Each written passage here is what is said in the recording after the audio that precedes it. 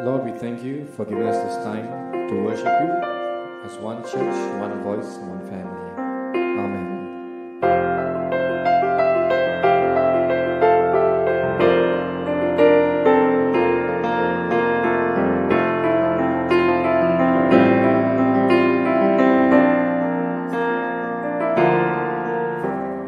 He is exalted, the King is exalted on high. I will praise him. He is exalted, forever exalted, and I will praise his name. He is the Lord, forever his truth shall reign. Heaven and earth rejoice in his holy name. He is exalted, the King is exalted on high.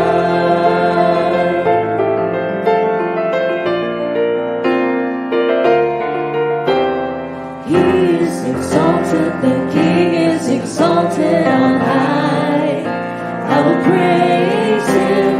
He is exalted, forever exalted, and I will praise his name. He is the Lord, forever his truth shall reign. Heaven and earth rejoice in his holy name. He is exalted, the King is exalted on high. He is the Lord, forever his truth shall reign. Heaven and earth rejoice in his holy name. He is exalted, the King is exalted on high. He is exalted, the King is exalted on high. He is exalted, the King is exalted on high.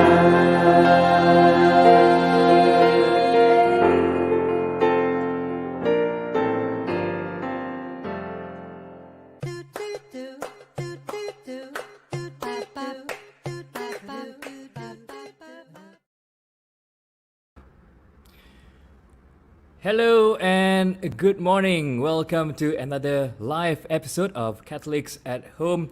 First of all, if you enjoyed that hymn just now from Psalm 33, well, thank you very much, Psalm 33. Don't forget they'll be joining us in our Jamming for Jesus session this coming Friday. So if you'd like to hear more of this praise and worship songs with Psalm 33, make sure you make a date with us on Friday night to join us for Jamming for Jesus. All right. Once again, for those of you who just joined us, good morning. Welcome to the show. Hope you are safe. Hope you are feeling well. Hope your family is well. Of course, we've seen some worrying numbers in the past couple of days or maybe the past week or so. So remember to just stay safe, and also try to stay at home as much as possible. And of course, on Saturday mornings, make sure you're in front of your mobile phone or your laptop, because we'll bringing you some exciting shows, some interesting topics to discuss, just like today. Today we're going to talk about making the net safe. And when I say that, I mean making the internet safe.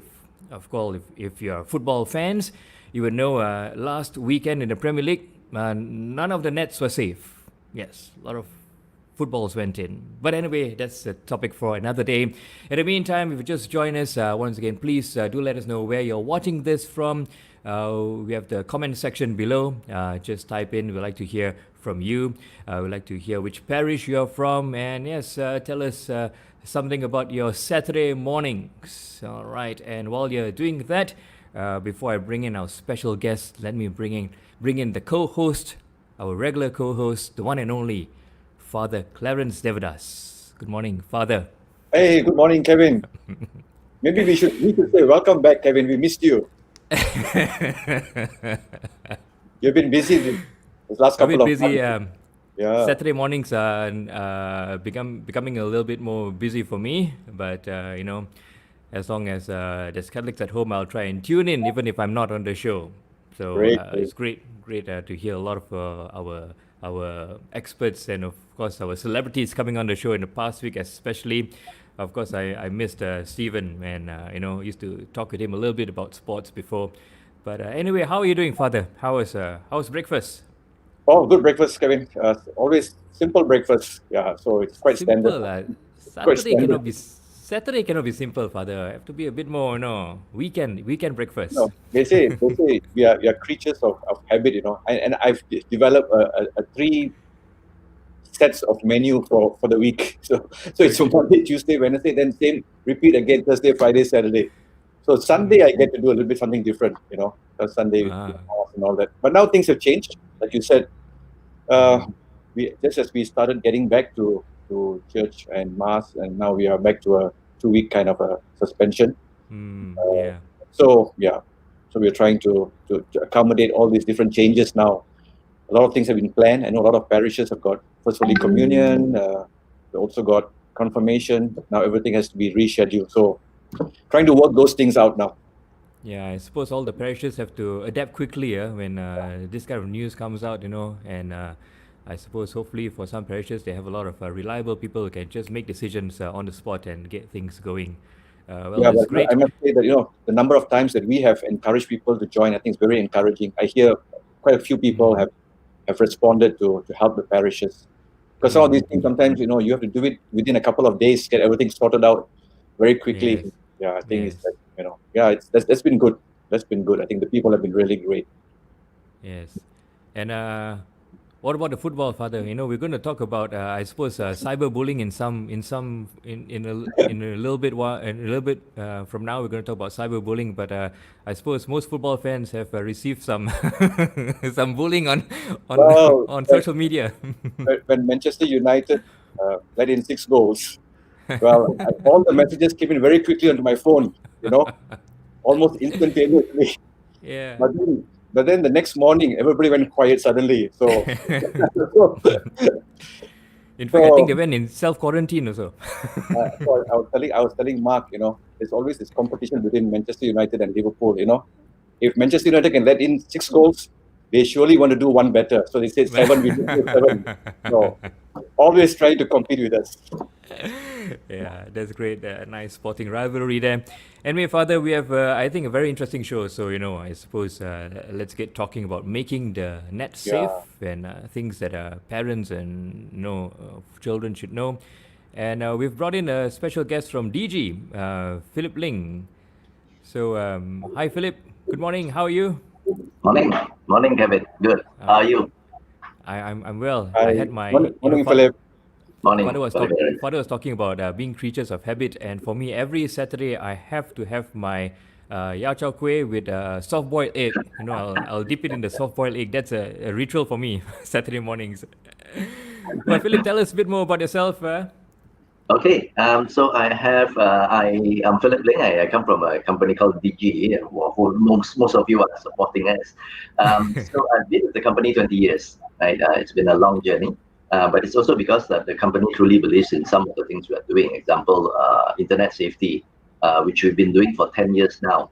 And if, in a nutshell, I would say that the issue is still a growing issue. It's still a growing concern. Solutions vary. It's been evolving, and it's a good time to actually take the conversations now, because everyone is online, right? Most people at home, the kids are studying online, so it's definitely an issue and conversation to have today. And just before we move on, let me just remind the viewers, since Philip is here from DG, when we ask for your comments and questions, we're not asking you to comment about anything about telecommunications or DG. We're going to ask you for questions about today's show. Just to be clear, we better set the rules right now, Father Clarence. Yeah. Otherwise, you're probably getting all your complaints about drop lines and etc. But I think Philip, I think you brought up an interesting point. That everything has gone online because of the pandemic now, or almost everything. From not just the usual things that we are doing like banking and other things now. Education is moving online. Kids are moving in and out. Worship has gone online also. Uh, So so there's a kind of as much as we say the internet is one of the greatest discoveries of this century, or of the previous century. There's also a worrying concern, what's available out there. I was quite shocked actually. I was just looking up, and there was a report. I think many of you have seen in the newspapers that children as young as 8, 9 years old already have a social media account. So they're getting younger, they're getting online, they're getting connected. So it's great to have you here this morning to talk to us a little bit about internet safety, security, and the other thing that we keep hearing during this is the scams, internet scams. Whoa! During this period, that you read in newspaper, people losing millions. Yeah, so it's a nice topic to talk about, Kevin and Philip, to have you this morning with us. Thank you very much for being with us. Yeah, so Philip, maybe you can take us through some of the things that you like to talk about today. Yeah, sure. So I have some slides ready, so you can put up the slides. I will put up the slides to unpack what do we mean when we talk about this topic, cyberbullying, right? And after we unpack the slides, then I think we will have a conversation on what can be done, on the best way we can approach this, right? If you can put the slides up and full screen, then we can go through, right? So for us, the advocacy that we're doing is on it's on a topic or a brand that we call Yellow Heart, right? That's who we are. You can go to the next slide, please. So what's bullying? So it's a tale as old as time. I grew up reading Spider-Man comics when I was young, right? So from the days of Peter Parker and Flash Thompson, right? You realize that bullying in school is such an old story, right? Of course, it's verbal, there's physical, there's social, and there's a new aspect today called a cyber, a platform, a different platform. Next, please. And one of the big difference between what's happening in a bullying case in a schoolyard to what's happening online is that they are definitely 24/7, right? I used to come from a boys' school, so we do see a lot of bullying, right? But every time after you get home, it's a safe space. The bullying so-called ends for the day, and of course it starts again the next day. But today it's different. It's always online, right? 24/7, and people can be anonymous, right? And that gives people or bullies even more courage to do it, to intimidate someone hiding behind a screen. It's anytime, anywhere, and with the tools that's available today, one of the biggest impact of bullying is that it's no longer confined to the audience in the schoolyard. Right? If I bully you today, it's on a global platform. All your friends, all your relatives, all your aunties, your family can actually see what I'm doing towards you. And I think that's where bullying has gone level up in a sense. Yeah. Next, please. So here you see just a quick stat. So most young people will come across bullying sooner or later, cyberbullying on the internet. So it's not a matter of if, it's actually most of the time a matter of when, right?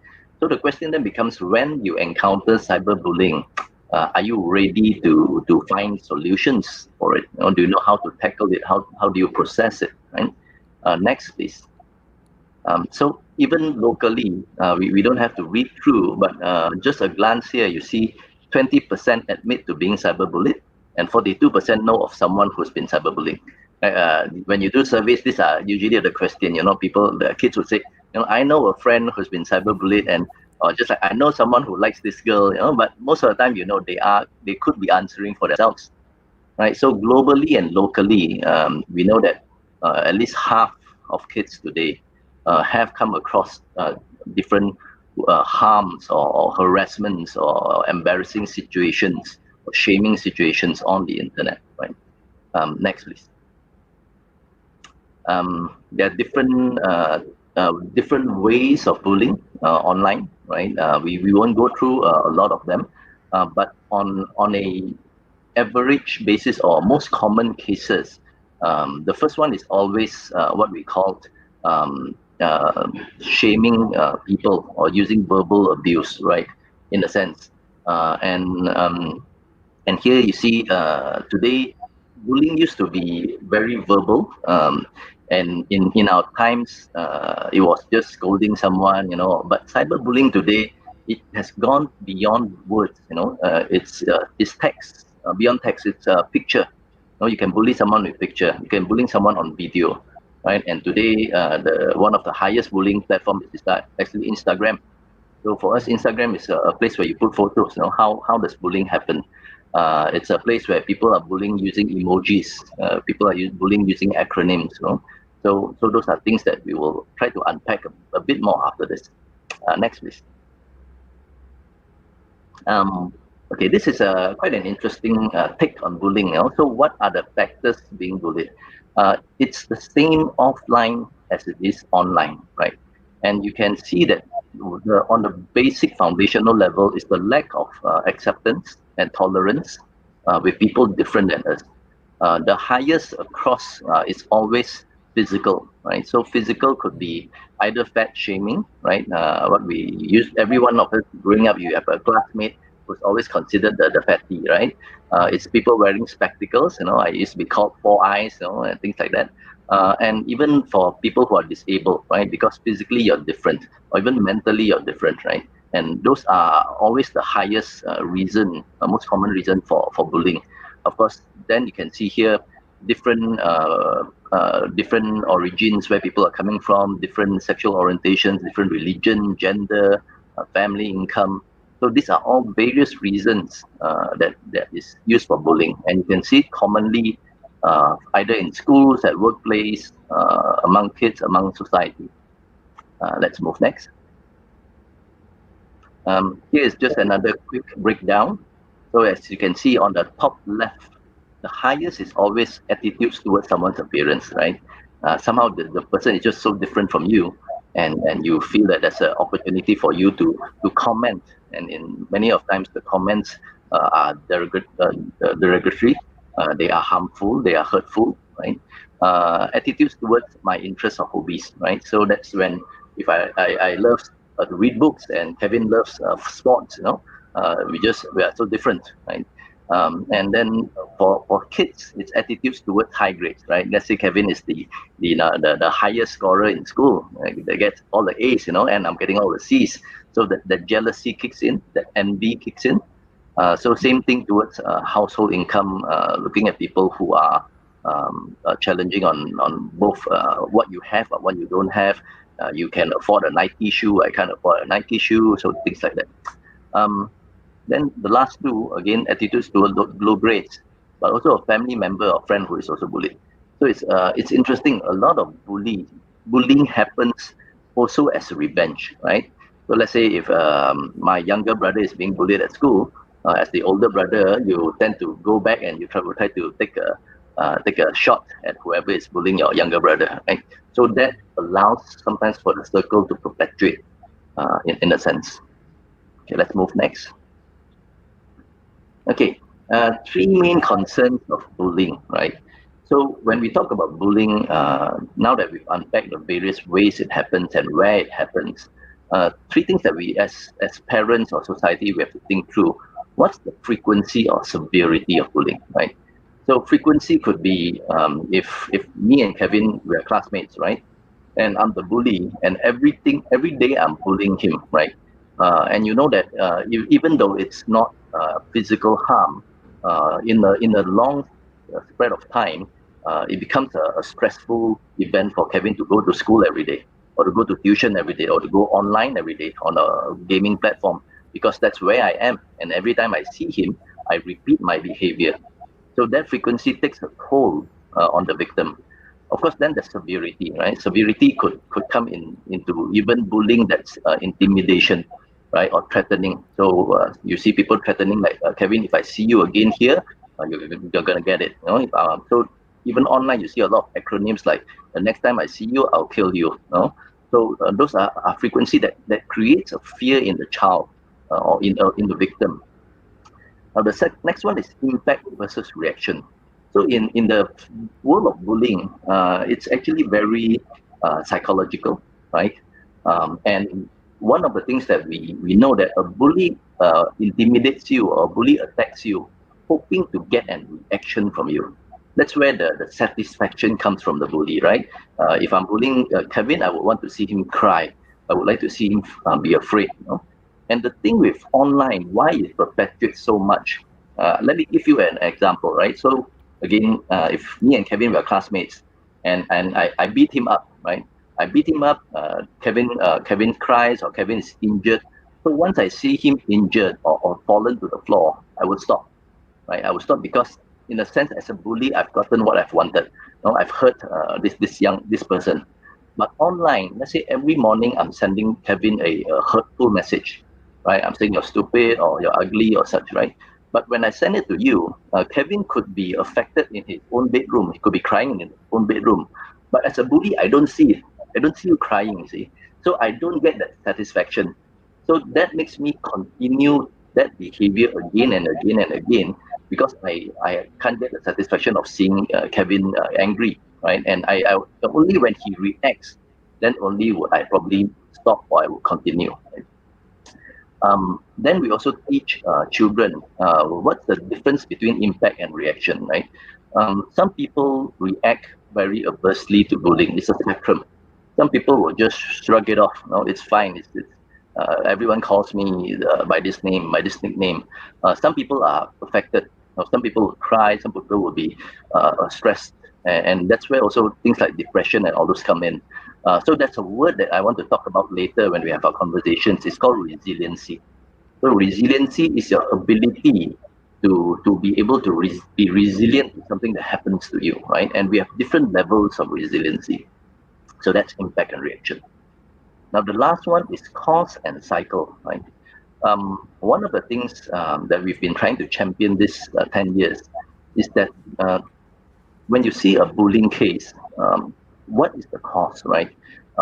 We tend to be very punitive when it comes to bullying, right? We will punish a bully. Even back in my days, we would bring the bully on the stage at the perhimpunan, and the principal will whack him on stage. Those were the days, right? But as we go down this route, we realize that a lot of bullies are actually victims themselves. A case in point, I was once talking to a young boy who is extremely violent in school. Right? The teachers asked me to have a talk with him. Why is he so violent? And talking with him, I came to the conclusion what made him so violent is that he told me at one time that at home his father beats his mother, right? And as a young person, he's unable to stop that violence at home, and it affects him badly. So he needs to find an outlet to express that anger. And that caused him to be a bully at school.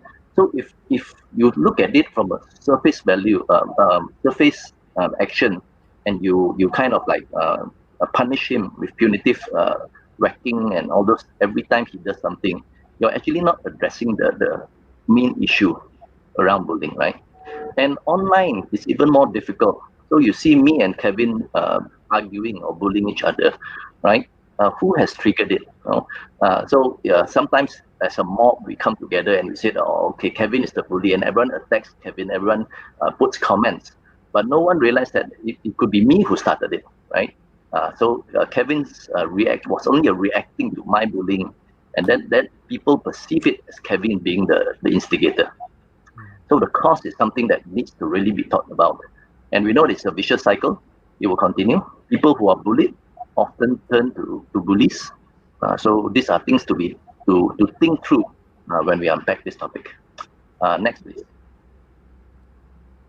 Okay, I'll just give a quick. So since Father Clarence and Kevin is here, right? Where is the bullying happening in this Instagram photo? I will tell you, most of the time, young people get it like this. Okay, adults find it a bit more difficult, right? And that's a show of a generation gap. Right? Who's being bullied? Who is the guy right in front? The man, the boy in front with someone pulling his hair. Is it? Yeah. Okay. Let me show you the answer. Okay, Mark, if you can. Next. Yes, it's this girl. Oh. This girl is being bullied, right?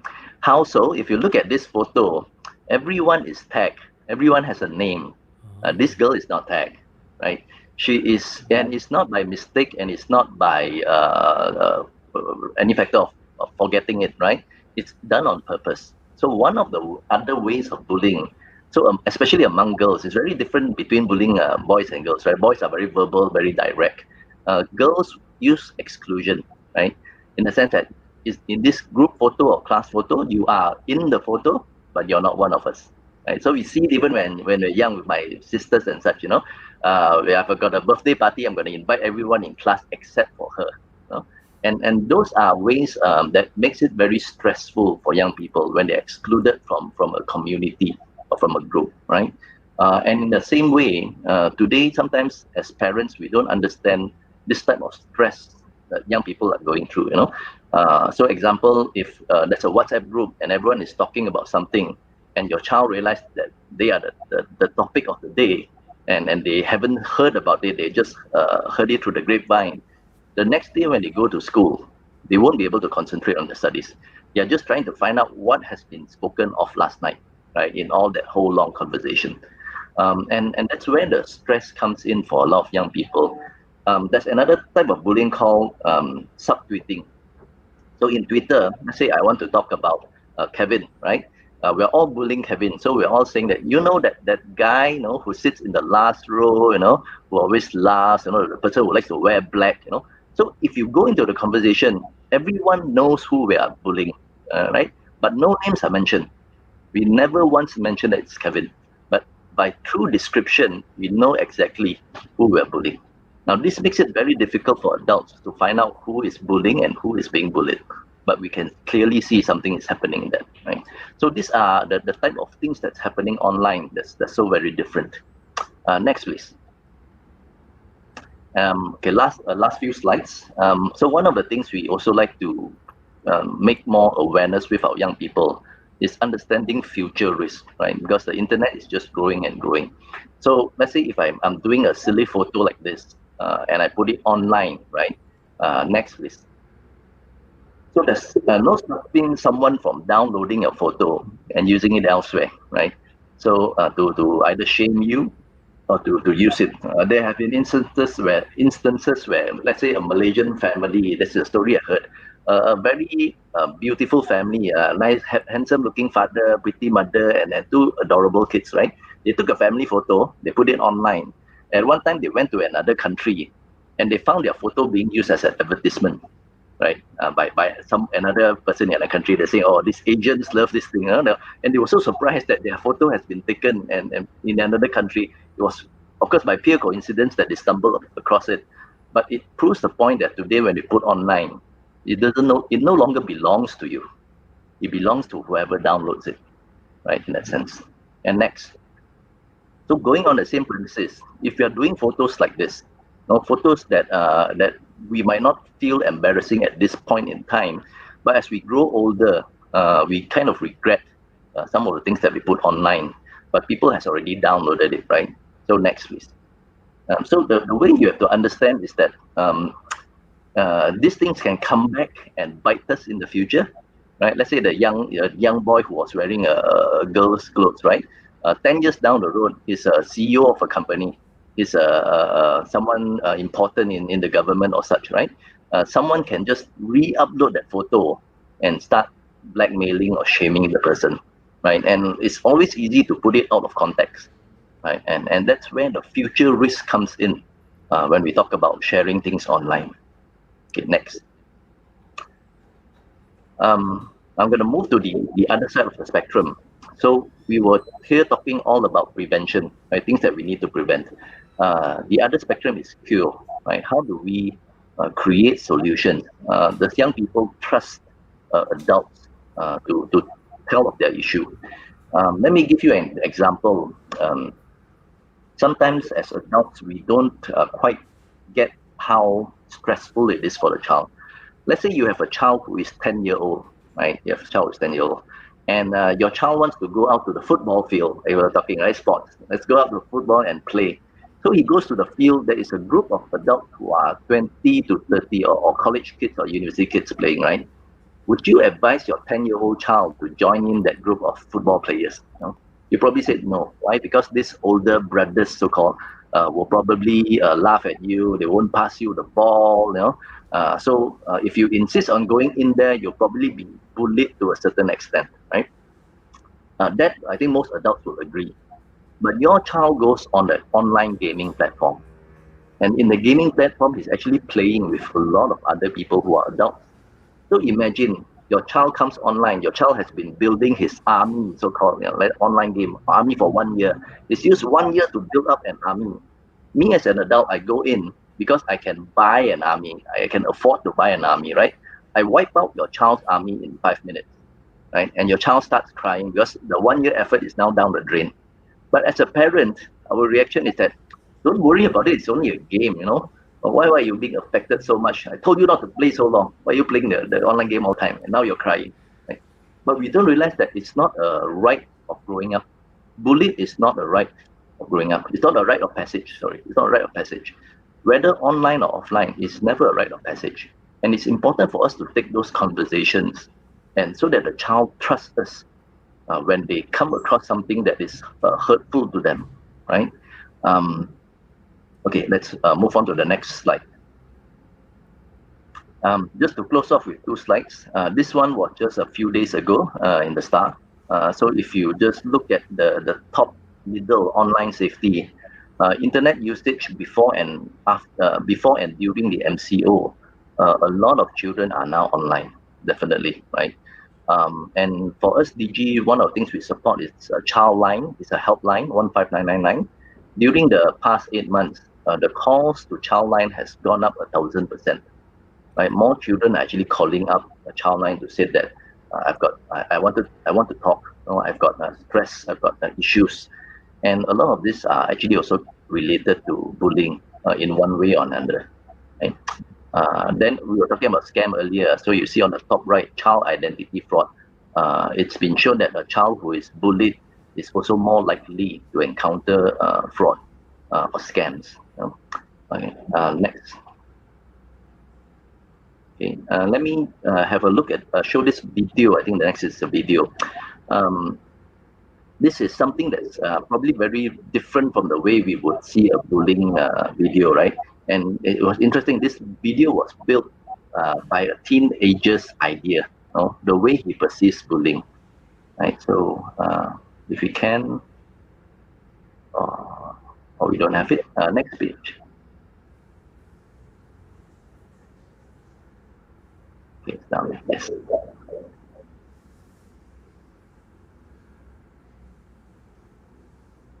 I think the audio is not on yet. Okay. So the video basically comes from a perspective of a father talking to his daughter, who is a bully, right?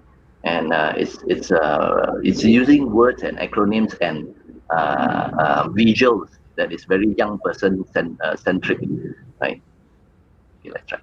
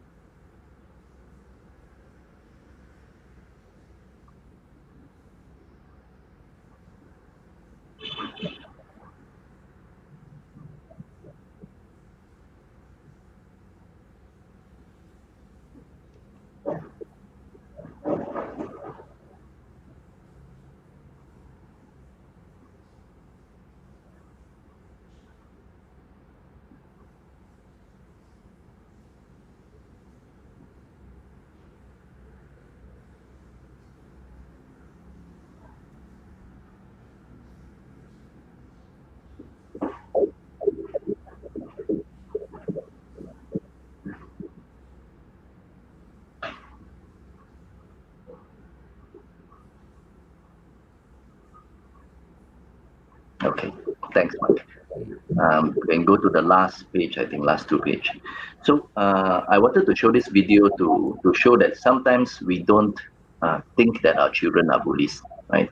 A child offline and a child online can sometimes have two very different personas. So a child who is introvert at home could be very extrovert online. He could be shooting his words and comments everywhere, right? And bullying actually follows platforms. So if you're trying to find your child bullying on Facebook, it might not be there. Because I tell you, most children say that the only reason I'm on Facebook is because my mom and dad is on Facebook, right? And they want to see what I'm doing, so I'll just post what they want to see on my Facebook. But I'm on other platforms now, right? And the bullies are Among Us. If you haven't seen this, this is the latest craze, the latest game that all young people are playing. It's called Among Us, right? And things can even happen in all these new platforms. Last page, please. And so let's go into talking about. So of course, we can unpack, we can take questions, and let's talk about how do we find solutions to this issue. Thank you. Wow, Philip. First of all, thank you for that. That's very well done presentation, and certainly, to be honest, I come from a generation that I don't know whether I'm not even a digital native or digital migrant. I'm just not digital. So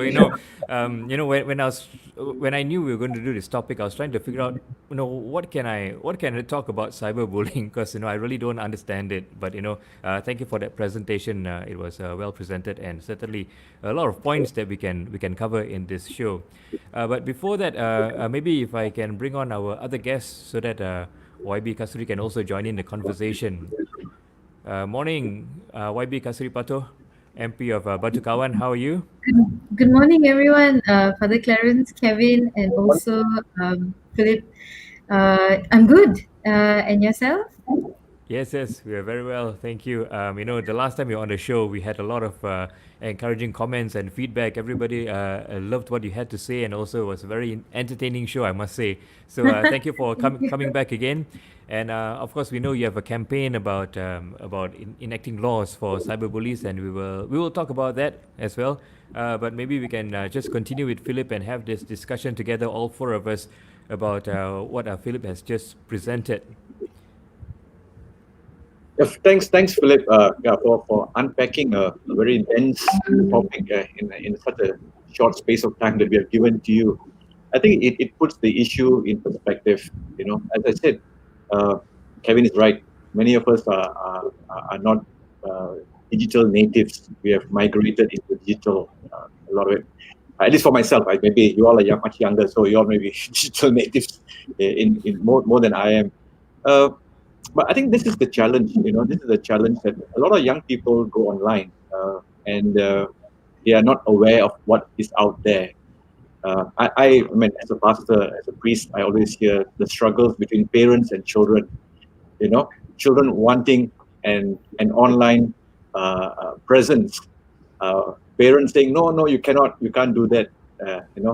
And then they become Facebook first, and then when their parents get on Facebook, they go somewhere else. As soon as their parents come, or they block their parents, or they don't accept their parents' friend request. So I hear all these things happening, and there's always this struggle, this tension in the family.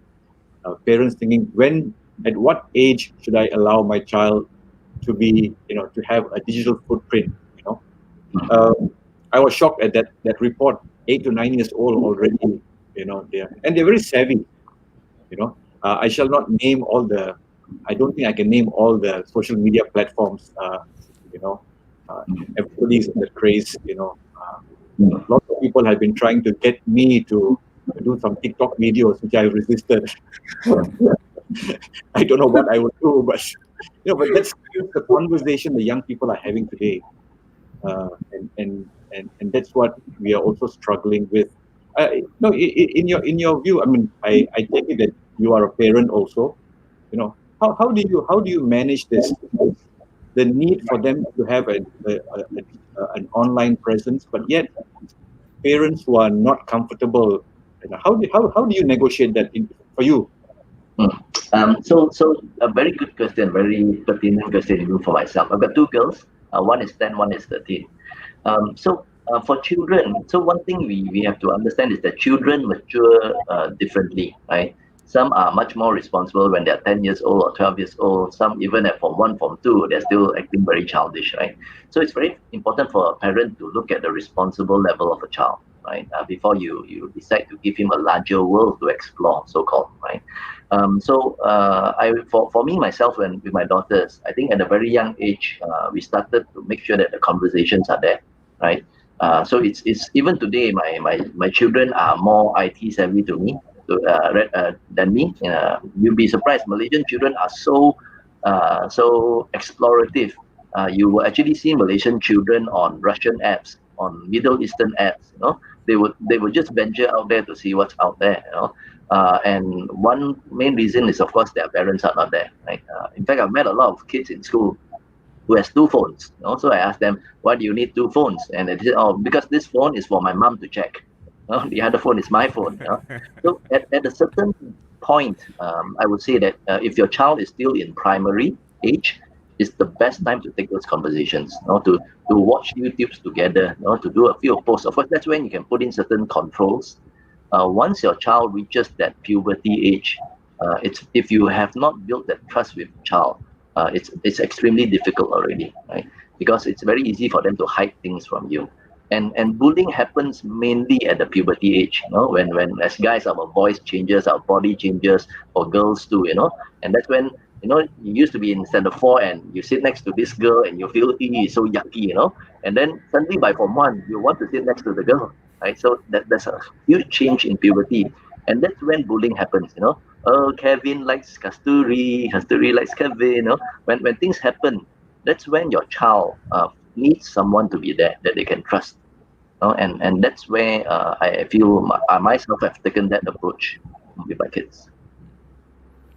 And it's interesting, like when you say this bullying, in those days it happened. Okay, it happened in school or something, and you come back home, it's over. You just dread the next day or something like that. But now it's just 24/7. I think you did mention that in your slide, and how do we run away from that? YB Kasturi, any thoughts on what Philip has presented and shared so far?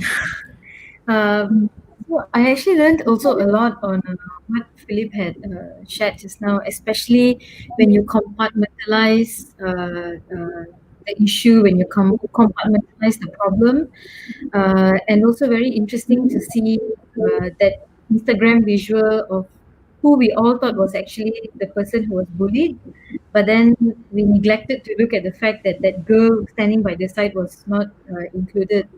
And I think this is particularly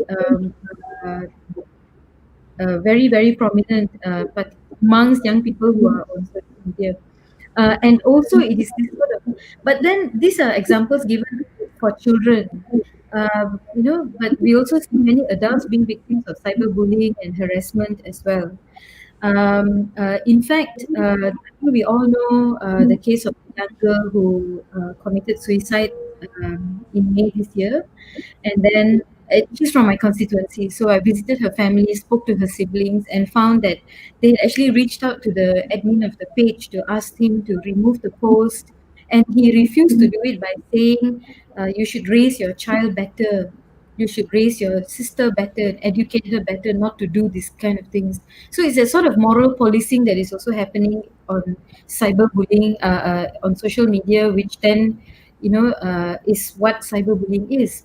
Um, so I raised it in Parliament the last sitting, if you all have not heard. And also I was joined by YB Mariachi, MP for Petaling Jaya as well.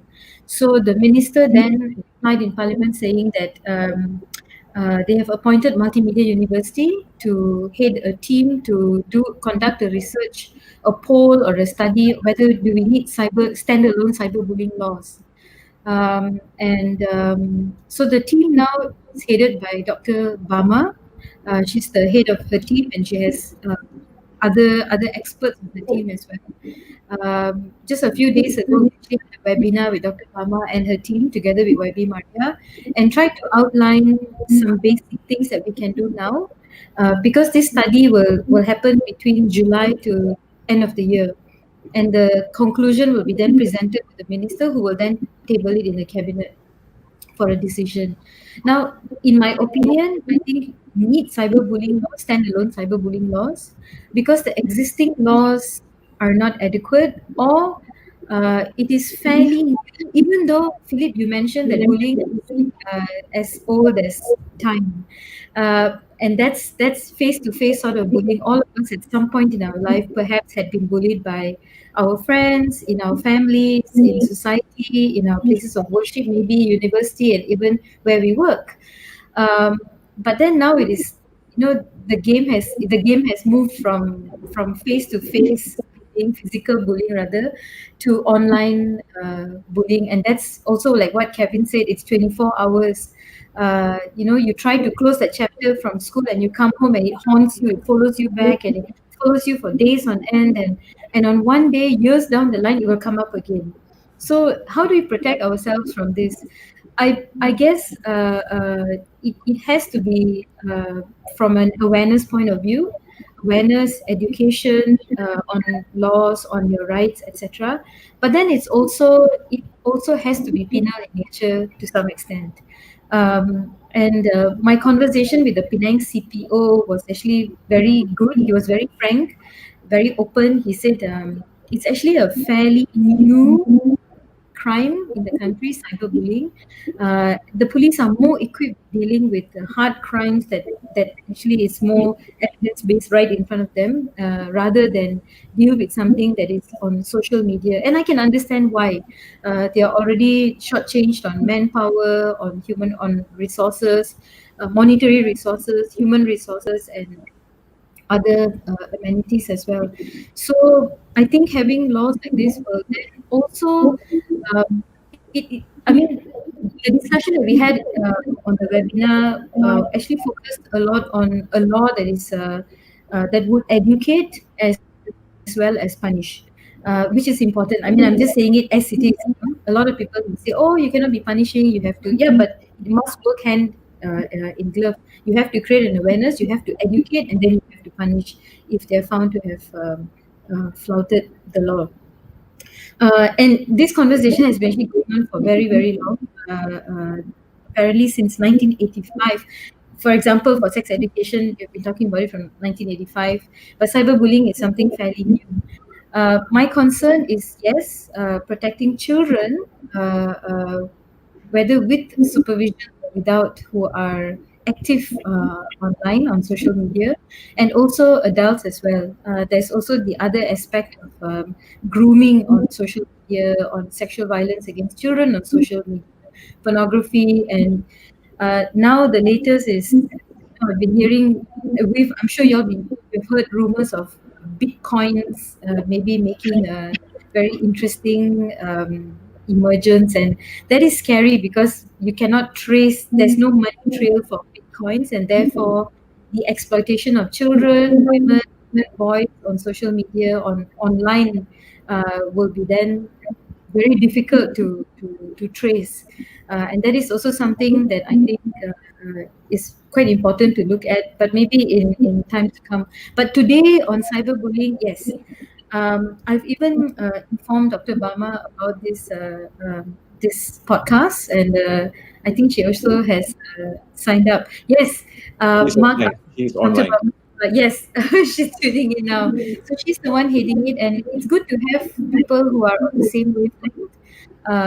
as you, if you want to look at coming up with this kind of standalone laws. But I think um, I totally understand how when parents hand over a mobile device like phone or tablet or even their laptop to their children to use because they are occupied with something else. And especially when you come look at households where you have a single parent who's trying to run the show and they don't have enough time for their children, which is also very understandable, then the mobile device becomes that little window of, okay, I need to do my thing, so just occupy yourself with this. And children find gratification or attraction when they go on social media, when they, it's a feeling of, I get to converse with my friends without my mother watching me or seeing me, or my father watching me and seeing me. I'm a different person on social media, so all this is quite scary, and I have two nieces as well, and they watch a lot of programs on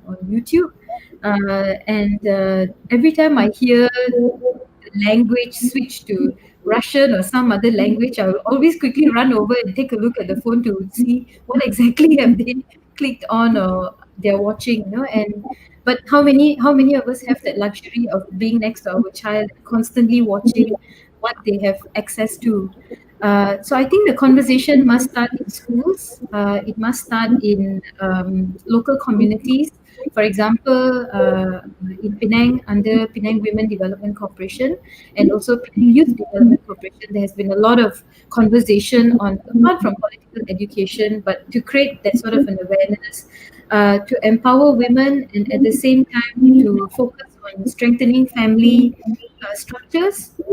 And this means also the conversation on cyberbullying, etc., which is also very interesting. When I talked about it on social media, many actually asked me, how do you then draw the line between freedom of speech and cyberbullying?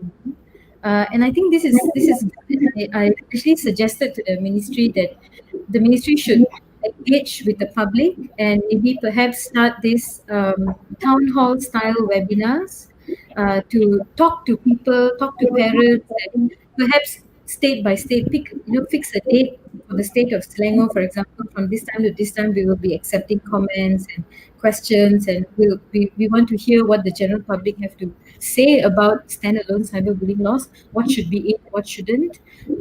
Yeah, and then work towards coming up with at least a draft of this new law. But yeah, I it's interesting to hear from Philip, who is part of the service provider fraternity, which is also quite. I can understand the constraints that you have. It's not so simple to make um, you know a, a, a request, or rather an instruction. Take this down, please. You shouldn't allow this. You shouldn't allow that. Um, because there are laws that you have to abide by. Whether they're sufficient or not, that's another subject. So yeah, we have a long way to go.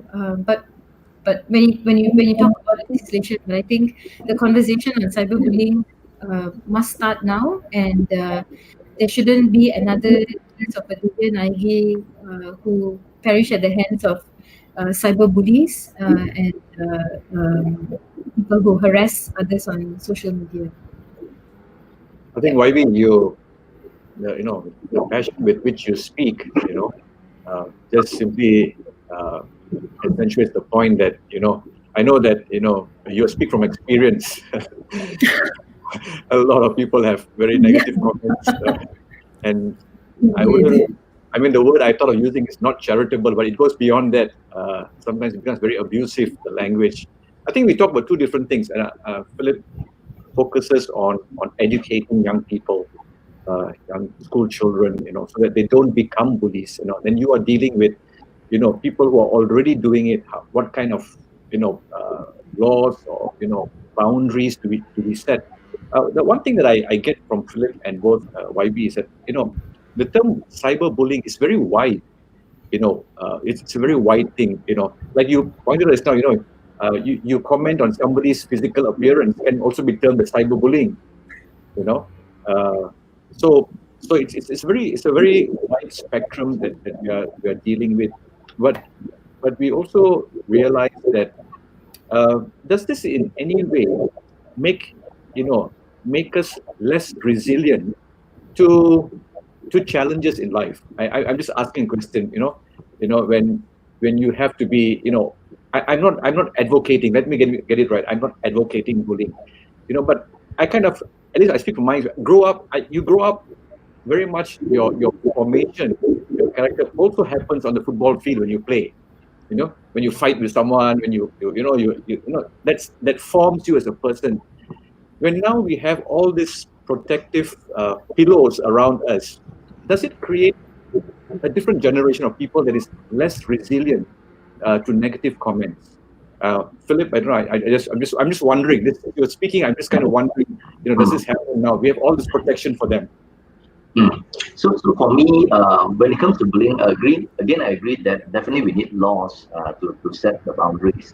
But it has to be a whole ecosystem, right? It has to be education, it has to be support networks. If you read resources on bullying, one of the big issues is bystander, people who stand around but dare not take action, right? So same thing in the schoolyard, when no one takes action, the bully becomes more and more bold.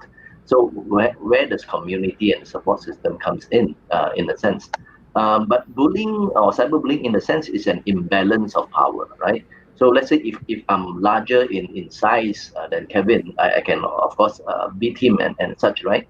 But online, the balance of power changes, right? If I'm not more techy, right, and it's very easy for me to bully him in a sense, right?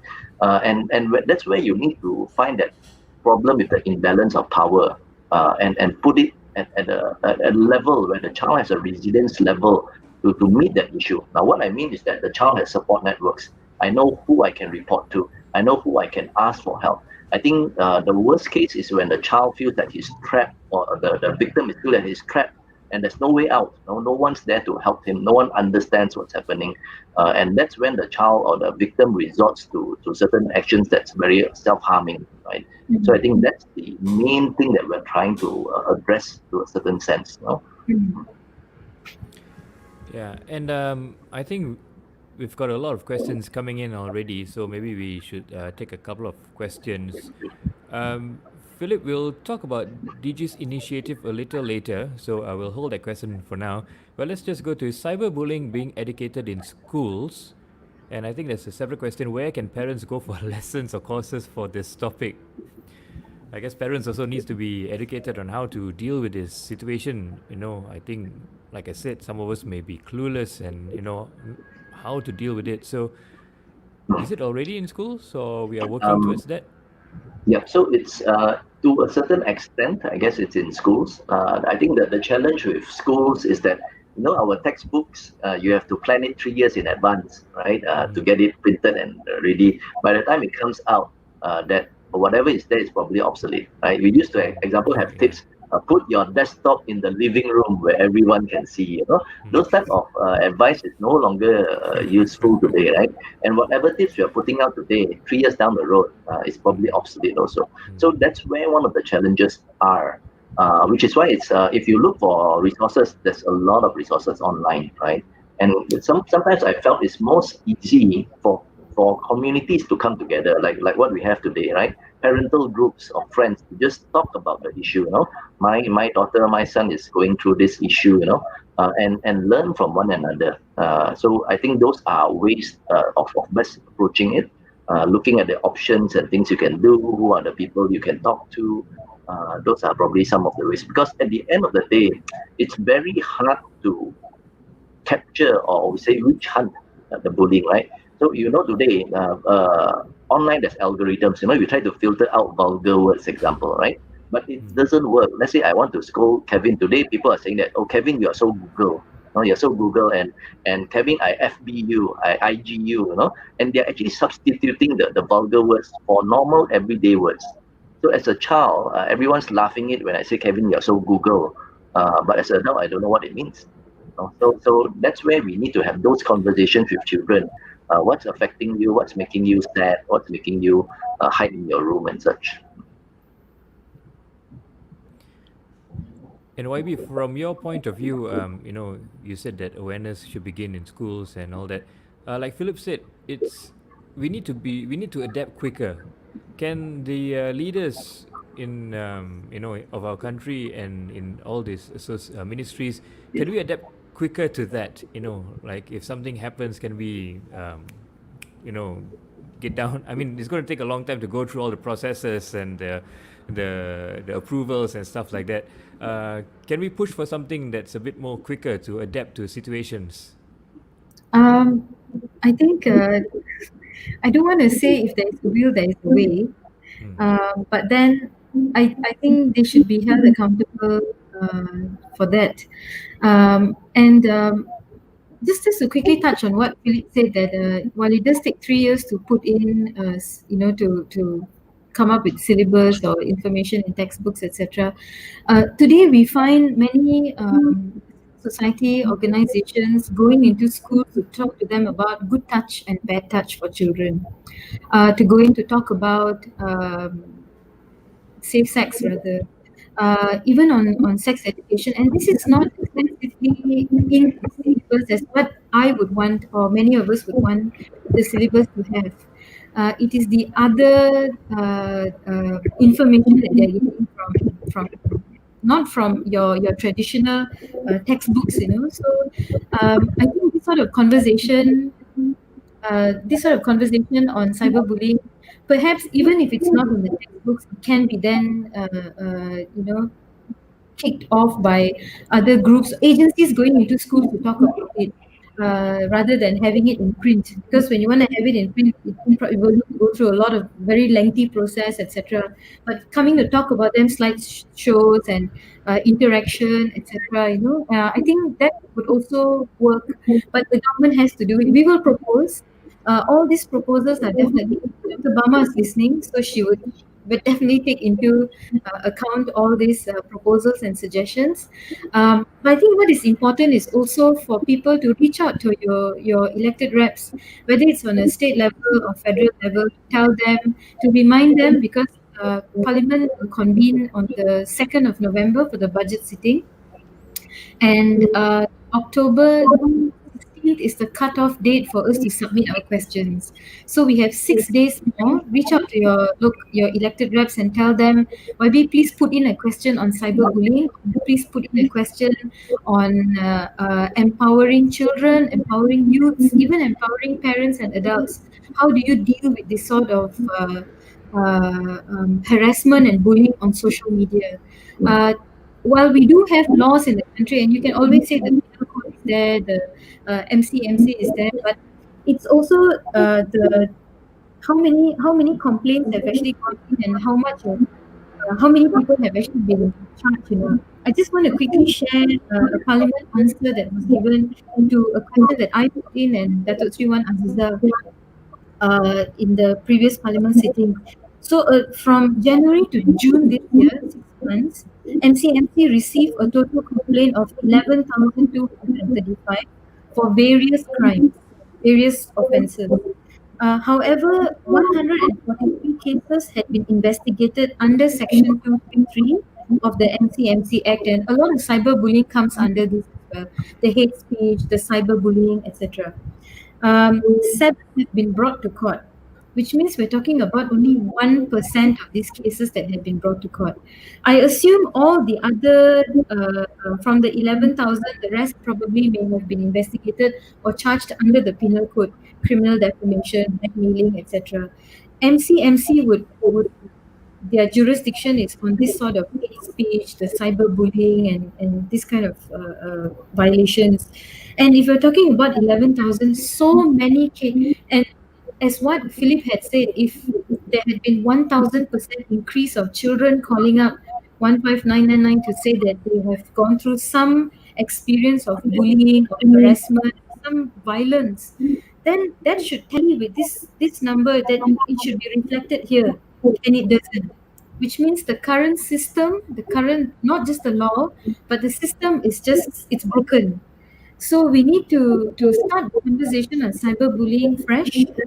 And I think it's good that Multimedia University has been tasked to do this, so that they can get opinions and views of the public, and then present it to the minister. Alternatively, I think I would encourage parents out there, even adults, youths out there, emailing the ministry to tell them what you think about cyberbullying laws. What do you think, in your opinion, can be done, should be done? Currently, we're looking at the Singapore model, but I think it should be also looked upon not from a punitive point of view, but rehabilitative as well. You don't want young people to be charged with something that they didn't know was wrong. A teenager could think that this is very normal in my family to speak this way. To call people maybe even derogatory terms, but then it's not acceptable outside. For example, how easy for us to call somebody Jakun and Sakai only because it's something that we speak about in our own homes, not knowing that it is a tribe among the Orang Asli and should never be used to compare status or class or standard. So these are things that maybe young people won't know. And that is why we need to talk about it. But textbook, oh, I don't know, 3 years down the line, Perhaps cannot not. lah. We need to deal with it right now, Yeah. But I think this is something that I was just saying. As I was listening to you. Perhaps this is something that we should start introducing in our Sunday school too. To talk to our children in Sunday school, about this. I see different levels here. As I said, Philip's work is very much involved with young children, educating them. So, but I also wonder whether, and I'm not sure. We have laws, we have these programs. Like, for example, organizations. Uh, Perhaps DG has something. Yeah, you have some kind of a social media etiquette. What the do's and don'ts. Are there many organizations out there? I mean, HR departments who set out guidelines for their people. What are the do's and don'ts? I'm not aware. We don't have one here in the Catholic Church. Maybe we should. But I'm just wondering whether Philip has some experience in the area. Yeah, so most organizations have something called a code of conduct, right, on the type of conduct. And I guess for the church, it's a 66-book Bible, right? And I guess for us, we have a social media so-called manual, right, on what you can post, on what you shouldn't post on the social media. Because at the end of the day, you're representing the company, right? And I think that the same thing also, if I can just dovetail on what YB said, today the resources are there. So example, in the Ministry of Education launched a educational platform during the MCO period. It's called the Lima. So all children in government schools today have a MOE email. If you don't, do ask your child to ask the teachers that they can enter this platform. But the issue, the problem then becomes, but children are so focused today on academics. When I go to the platform, although internet safety modules and information is there, I'm looking at my maths, my English, my sejarah. We are so academic biased that we sometimes forget to teach life skills to our children, right? Even in moral classes in a lot of schools, it's just memorizing the moral classes so that you can answer A, B, C, D in exam. But to what extent of that impact do we build in our children?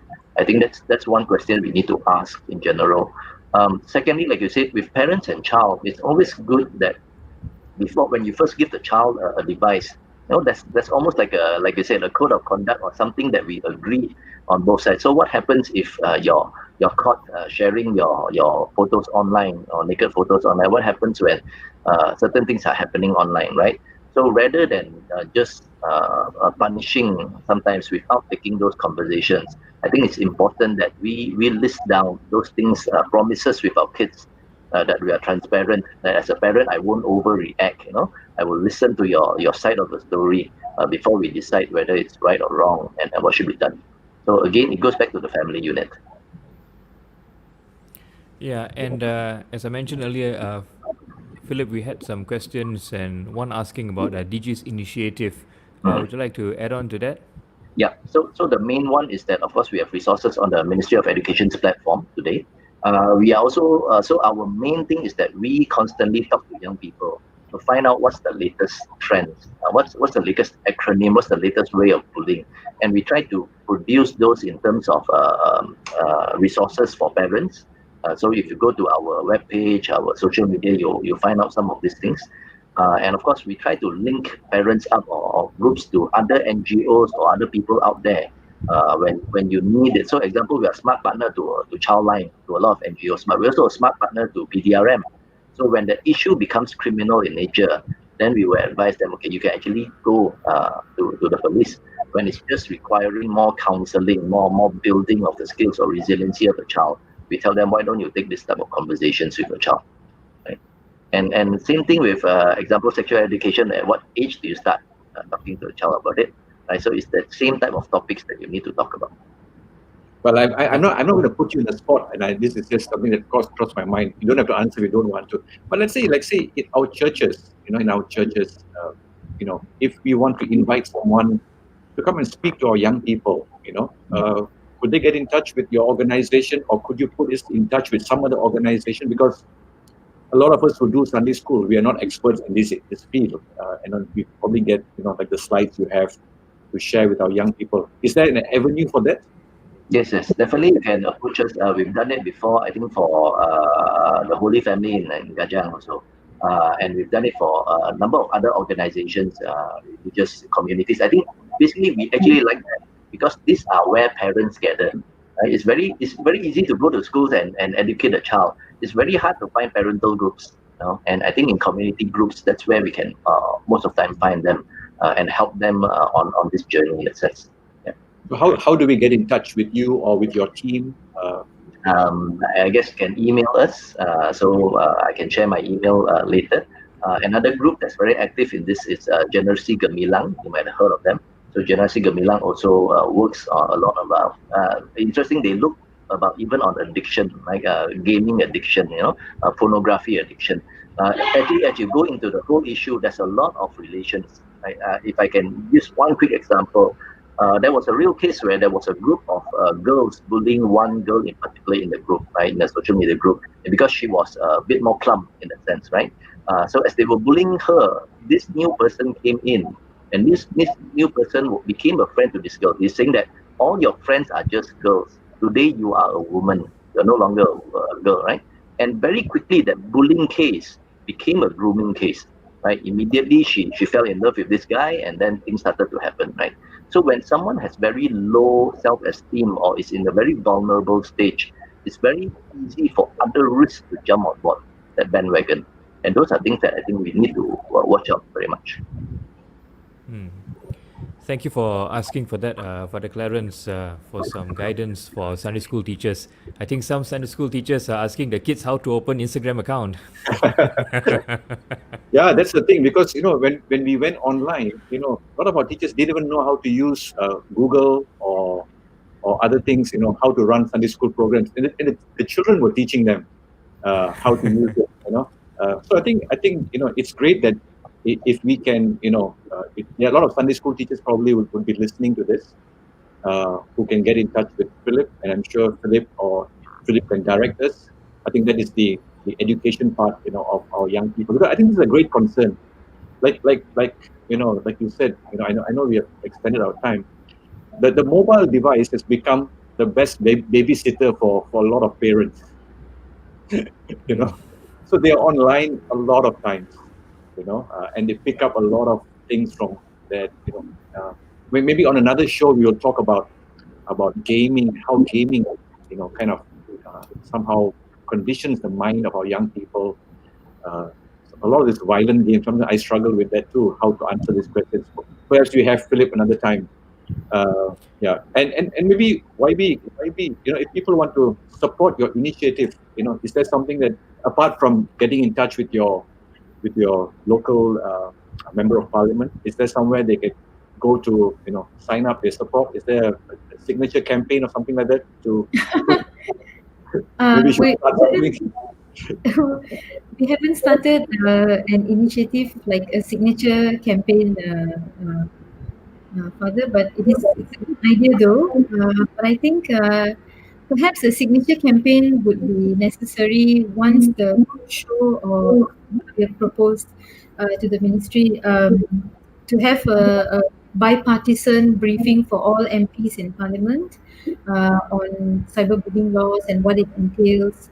To have this sort of town hall webinar so you can reach out to the man on the street and hear, particularly parents and also adults and young people who are either victims or who don't understand or didn't know that what they were doing was actually cyberbullying. And then I think we can talk about a signature campaign. Launching a signature campaign just solely on calling for cyberbullying laws without knowing the content of it, I think would mean that we have to delay the process of coming up with this law if it has to be studied and re-studied again. But I think that's important. But I think places of worship are unique to because I always say that places of worship are places where people come without expecting anything other than blessings, or for a place for them to pour out their sorrows, their heartaches, and for hope. It's unlike doing a campaign in a mall where they come and they hope they go back with a goodie bag or a pen or a power bank or something like that. And I think that those are the best places to also share this message of positivity, message of no to body shaming, no to cyberbullying. It boils down to that feeling of inequality. Sometimes it boils down to uh, uh, gender inequality, class inequality, and I think this needs to be broken and thought, restructured again, at a very young age. But many adults who have never had the opportunity to understand these issues grow up with this sort of a mindset. It is, and it's shocking because someone someone also posted something nasty on Twitter a few days ago towards me, and this is something normal, but what I did was took a screenshot of it and I shared his profile and what he said just because he had a differing opinion. It was about the whole Abah comment and the Rotan and all that. And many people reported him, and they also shared with me Twitter's response that they found that it had violated their guidelines and therefore have either blocked or suspended the account. So it shows that sometimes you need to call them out. Many times I ignore them, but sometimes I engage with them also for them to understand that this is unacceptable. But then I have a threshold. I cannot accept this sort of language that is thrown towards me, because if they can speak like this towards me, they can also speak like this towards so many other people. Yeah, and also what happened in Parliament regarding the whole girl up thing and all that. Also, that made many women come forward to say that they've also been addressed this way on social media. And of late, we have also seen the explosion on Twitter and on Telegram and also Instagram on the V2K groups and the V2K shout out groups, where this is a group that is, from what I've gathered and from what I've been informed, predominantly by men who take pictures without consent from Telegram, from Instagram, and then they put it on their on this V2K shout out or V2K group on Instagram, and they sell these pictures. And some of the pictures are quite innocent pictures of women working out, the before after pictures of them, on their workout regime and healthy eating, etc. And they sell them to people, and some of the videos are webcams, which are quite disturbing because the images of people are blocked, fuzzed out, blurred, but it looks like it's a camera that is hiding somewhere behind an aircon or fan or something. It's quite scary. And apart from that, there have been allegations of child porn. Now the thing is, many of these girls have made complaints. Some of them are adults and young adults, have made complaints to MCMC. Some of them have made police reports, but they are also careful because some of the men who are in these groups are policemen as well. So they are afraid that their identities will be revealed, etc. So they informed me, and I shared it with the minister, and by evening, a statement had come out from MCMC to say they will work with Interpol, as particularly on using pictures without consent, using pictures of women without consent, and also child porn. And reach out to Telegram. So I think this is the other extreme of cyberbullying, which spills over into criminal activities as well. But all in all, it is the psychological trauma, the stress that people go through if you're on the end of the person being bullied, the person being harassed, whose space and rights have been violated on social media. I think you brought out a good point. Actually, with adults, I think that's good advice. I think, for example, there is an avenue to report them to the social media providers, isn't it? I mean, you can report to them, whichever platform it is, and probably they will take some action. And I think people have to be proactive in doing that. As we kind of want to close this discussion, I just coming back to Philip once again. YB has given advice to adults. If you are a victim, what you can do. Report them or call them out. For you, I just want to break it up into two segments. What would you tell parents who struggle with their children of wanting an online presence? And what would you tell young people and children who are listening, who are who want to get onto a digital platform? What advice would you give them, coming from the background that you are in? Yeah. So I guess for parents, probably two advices. Okay, three advices. One, spend time with your children on their devices. Right. If they're watching YouTube, sit next to them and have a look at what they're watching. If you're interested in one of the apps, ask them what's happening. You don't have to be digital savvy to be able to help your child. Just the problem is that children sometimes don't have that common sense or maturity to understand. If I'm talking to SpongeBob, then as a parent, I can ask, who's this SpongeBob? Why is this SpongeBob not using his real name? So as a parent, you can add value to that conversation. That's one, right? And I think as a parent, I'm very glad that today we have these conversations, because while we are talking about justice on one end, we also have to talk about kindness, empathy, reconciliation, forgiveness, right? So it has to go two sides of a coin to address this issue. And those are conversations taken in families or in communities like this, right? And coming back to I think your second question was, sorry, what was the second question? To young people. Young people. Yeah. So to young people, I think future risk is where I would say, right? So whatever actions you do today, like with what we said, right? We reap what you sow, right? So in the future, you would have someone who likes you, a boyfriend or a girlfriend, who could be potentially your wife or your husband, right? So let me ask you, what if they go through your social media, right? And they're trying to find out, is this someone that I would like to spend my life with, you know? And they realize, oh, if you looking at your past history, you're probably not a very kind person, right? So we have to think that whatever we do today, we are building a character, a personality, a life, right? That reflects for the next 40, 50 years of our lives, right? So to have young children to start thinking about that.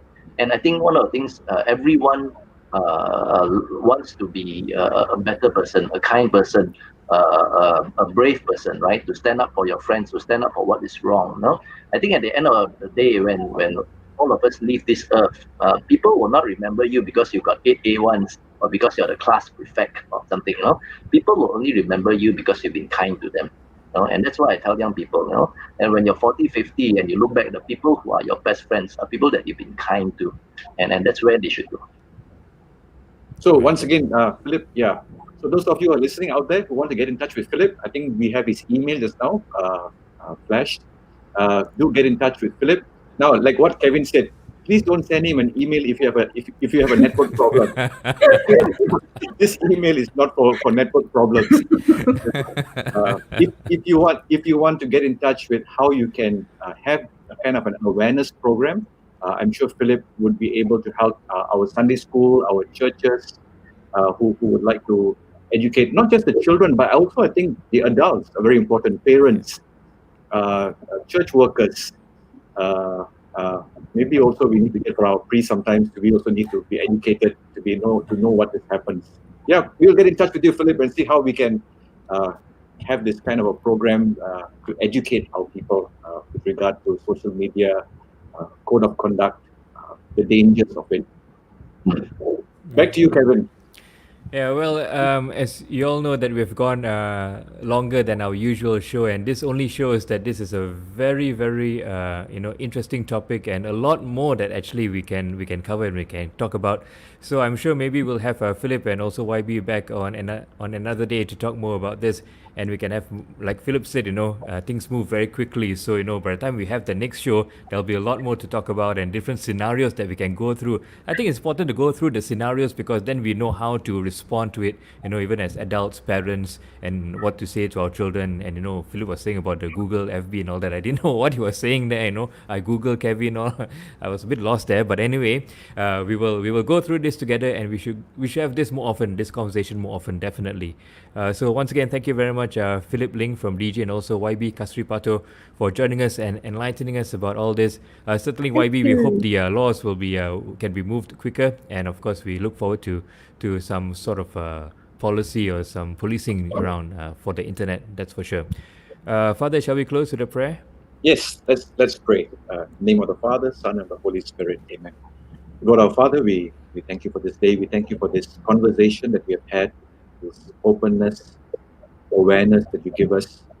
We pray, Lord, that we would be good stewards as we use this gift of technology. We also use it responsibly, that we are able also to inspire others to use it responsibly, use it for your greater good. Bless the work that Philip does with children. Bless the work that YB Kasthuri does as a member of parliament, and all the others who are involved in this area. May their cause move forward smoothly so that we may have a safer space for all of us. We pray all this in Jesus' name. Amen. Amen. Thank you for that, for the Clarence. Once again, thank you, Philip and YB Kasthuri Patto. And of course, thank you for all of our viewers tuning in today. We've had a lot of comments. Once again, thank you to Dorothy, Stanley, Vivian, Emily, Bella. Let's see who. We've got a long list here with a lot of questions and comments. Sorry if we couldn't get to your question, but of course, YB and Philip will be going through the post later and to take some notes and to take some of your concerns. There's a lot of concerns here on the post, so Philip and YB, you can go through the post, take concerns and bring it up to your respective teams to sort them out. So once again, thank you very much for joining us on this show, and remember, if you are going to take a picture with your parish priest and in the church and all that, please do tag your parish priest. Don't exclude him, like Philip said. That's also a form of cyberbullying. Don't exclude your parish priest, okay? He might get a bit offended there. Okay, so once again, have a wonderful weekend, have a blessed weekend. And yes, as we want to tell you about Psalm 33, they'll be on Jamming for Jesus this Friday, so a lot to look forward to, and we'll give you a little snippet of what you can expect this Friday on Jamming for Jesus. So from all of us, from Father Clarence, YB Kasthuri, and also Philip, we wish you a blessed weekend ahead. Thanks for tuning in. See you next week. Thanks, guys. Thank you.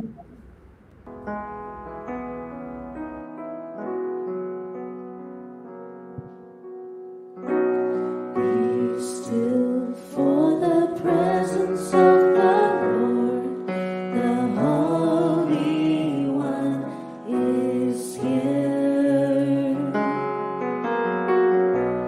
Come bow before Him now with reverence and fear.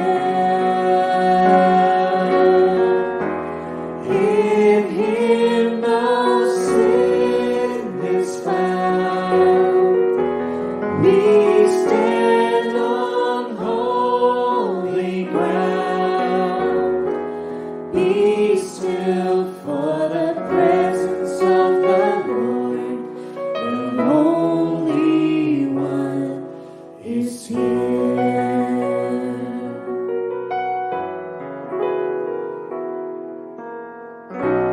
Be still, for the glory of the Lord is shining all around.